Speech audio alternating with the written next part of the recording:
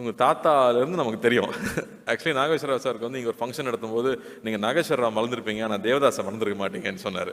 So நமக்கு தேவதாஸ்னால் first lower பாயாக அவர் இருந்திருக்காரு. அதுக்கப்புறம் நாக் சார் நம்ம சொல்ல வேணாம். நாகார்ஜுனா சார் வந்து ஒரு கல்ட் ஸ்டேட்டஸ் இருக்குது அவருக்கு. இதயத்தை திருடாது பண்ணதுக்கப்புறமா அதே மாதிரி ட்ரெஸ் பண்ணிக்கிறது, அதே மாதிரி ஓடுறது. ஆனால் அந்த ஸ்டைல் நமக்கு வராது, அந்த மாதிரி நமக்கு வந்து சாமிங்காக பேச தெரியாது. நான் நாகார்ஜுனா சார் கூட ஒர்க் பண்ணேன் தெலுங்குல போய். அவங்க ஸ்டுடியோவில் தான் ஷூட்டிங் நடந்துச்சு. அது எப்படி சொல்கிறது, நம்ம அங்கே போனதுலேருந்து அப்படி ஒரு அரவணைப்புன்னு சொல்லுவோம் இல்லையா. ஒவ்வொரு விஷயமும் பார்த்து பார்த்து கார்த்தி ஹாப்பியாக இருக்கான், அவனுக்கு என்ன வேணும், அவன் சைக்கிள் ஓட்டிக்கிட்டு இருக்கான். நான் டெய்லி சைக்கிள் ஓட்டுவேன் லஞ்ச் பிரேக் இருக்கும்போது. அப்போ நிறைய ஸ்பீட் பிரேக்கர் இருக்கும். நிறைய ஸ்பீட் பிரேக்கர் இருக்குமே, எப்படி ஓட்டுறான் அப்படின்னு தெரியலன்னு யோசிச்சிருக்காரு போல இருக்கு. அடுத்த நாள் நான் போகிறேன், ஸ்பீட் பிரேக்கர் நடுவில் ஃபுல்லாக உடச்சி வச்சிருக்காங்க, சைக்கிள் ஓட்டுற ஈஸியாக இருக்கணுங்கிறதுக்காக.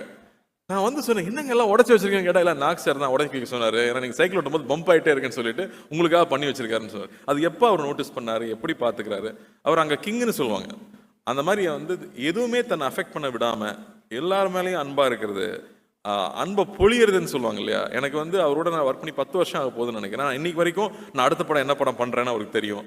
அந்த படத்தை நான் பார்க்கணுன்னு சொல்லுவார், பிடிச்சா உடனே ட்வீட் பண்ணுவார். நான் கேட்கவே தேவையில்லை, அவ்வளோ அன்பு கொடுத்துருக்காரு. நான் எனக்கு எவ்வளோ என்ன கொடுத்தாலும் பத்தாதுச்சே, நான் எவ்வளோ அன்பு கொடுத்தாலும் பத்தாது.